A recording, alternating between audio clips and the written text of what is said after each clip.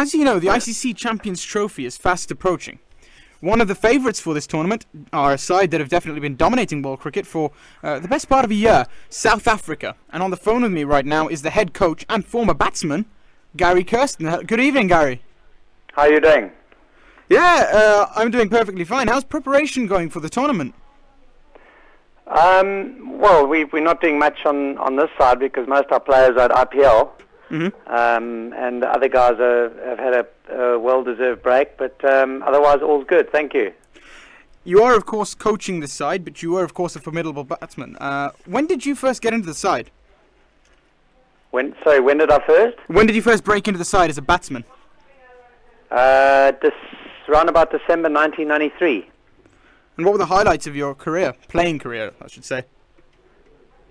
Oh, it's a difficult question. It's I think just being able to play for South Africa for 11 years was a real treat, and there were obviously lots of highs and lows along the way, as you do have in a career. But I certainly enjoyed every moment of it. So you did have a very good playing career, and you for a very long time had, I believe, some of the highest figures as a South African batsman. I believe your Test average is around 45, and your ODI average is about 40. When did you believe it was the right decision to go into coaching, and why did you decide it would be that? Well, I retired just before I turned 37, and that was a good time for me to retire. I was very fortunate to play 100 tests, and that was a big thing for a South African to do because no one had done that yet. So it was nice to be the first one to have achieved that, and it was a natural progression for me. I've loved cricket since I was a young person, and I always had aspirations to go into coaching afterwards. And I've been in the coaching game now for about 9 years and really enjoyed it. Tell us a little bit about the Gary Kirsten Academy. Yeah, we're very excited by that. I mean, I started that out way back in 2005 before I joined the Indian team, and we're actually building a facility in Cape Town here, which I'm very excited about. It's going to be a high-performance cricket academy, and we're hoping to attract some interest from around the world. So we haven't got the building up yet, but hopefully we're going to do that within about a year from now. It's going to be a fantastic facility, and obviously in the beautiful Cape Town. Hopefully there'll be an attraction for everyone around the world. Now, you did coach the Indian team to World Cup success. How did you begin that process, and what made that India team so strong?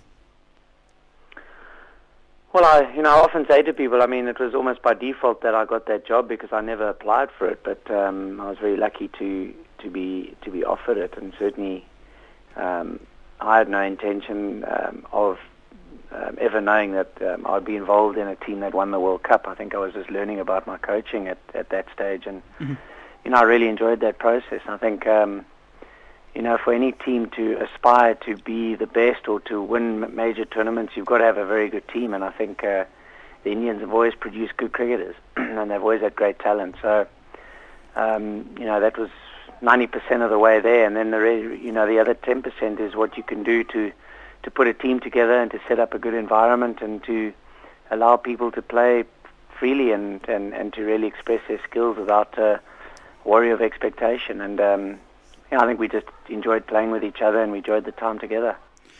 You were chosen by the Indian Cricket Board. They saw your talent, and your talents are obviously proven. And now you are the coach of South Africa, who many believe to be the best team in world cricket right now, and the rankings don't lie. What is your role as a coach there? What do you have to do? What is your role as a coach? Well, I think as a coach in any team, you play a significant role because you're a leader of people. And, whilst you don't go onto the field, I think you play a role in managing individuals and at the same time creating a significant and an impactful environment where everyone can thrive in. So, you can create that environment where everyone can be at their best, or you can just let it go and let the individuals flow with their talents and their skills. But that's often fraught with danger because individuals can go their own way, and they don't necessarily play for a bigger cause. And certainly the success that I've seen of every team around the world, not only cricket, has been the ability of a coach or a manager to pull the team together and to play for a bigger cause. Now, the South African side, as we say, have become one of the best teams in the world. How has that happened? I mean, this South African side is definitely going to be a side that every team who's playing it is going to be scared of. Now, what has been your focus with South Africa in terms of improving them and getting them to be so good at the moment? Are you talking about, I mean, there are different formats we're involved in. Are you talking about the Test side or the ODI side? Or, I mean, they're very different teams, so it's quite difficult to generalize over all three formats. Well, I'd say the Test side and the ODI side in particular, but I'd say all formats at the moment, South Africa are doing very well. Yeah, as I said, we've three very different teams with different identities, you know, and we've got different leadership as well in the three formats. So, you know, each leadership position, certainly from a captaincy and a coaching perspective, set the team up differently. But you know, we've got some underlying values that underpin our cricket across all the formats, which are very important to us. And you know, our Test team has been the marquee in driving that value system, and then we've tried to filter that value system throughout our formats. And you know, we try and encourage guys to understand what it is to play for the Proteas and the responsibility that you have attached to it, and then to bring energy into that space, I think, is everyone's responsibility. I think in the coming trophy, the ICC Champions Trophy, it's unfortunate Jack Callis has obviously decided he's made himself unavailable for it, but there's a depth of talent in South Africa, and you seem to have an endless pool of talent. Would you say it's definitely a chance for some of the younger players to step up, because you've seen some guys like Colin Ingram really coming to their own?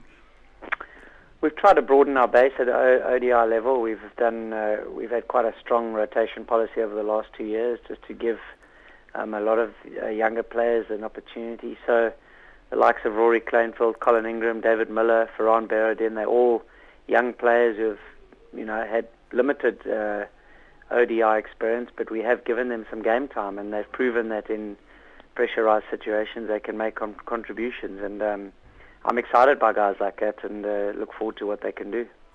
And in the future, what are your aims to do with South Africa?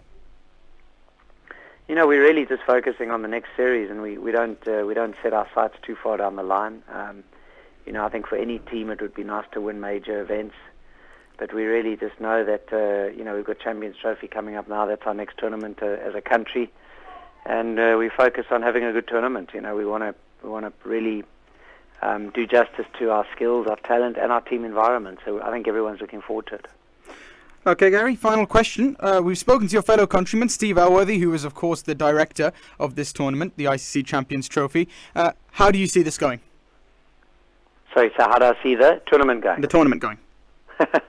Well, it's difficult to say. You know, there are 8 good teams in the tournament. So, absolutely. And, you know, who's on form at the right time, who handles the conditions better, and who can play the big situations better. That's really what it's going to boil down to. I think it's a great event, and you know, I know the players are looking forward to it, but you know, you've got 5 games through to if you get through to the final, and you've pretty much got to be on song from ball one on the first game. So I think we've recognised where we need to be strong, and we've also recognised where we can exploit the opposition, and you know, we look forward to the competition when it comes along. Well, we certainly do look forward to that. Gary, it's been absolutely fantastic speaking to you. It's been a great honour. Thanks for speaking to us on the Sports Lounge on 93.5 Unity FM. Thank you. Okay.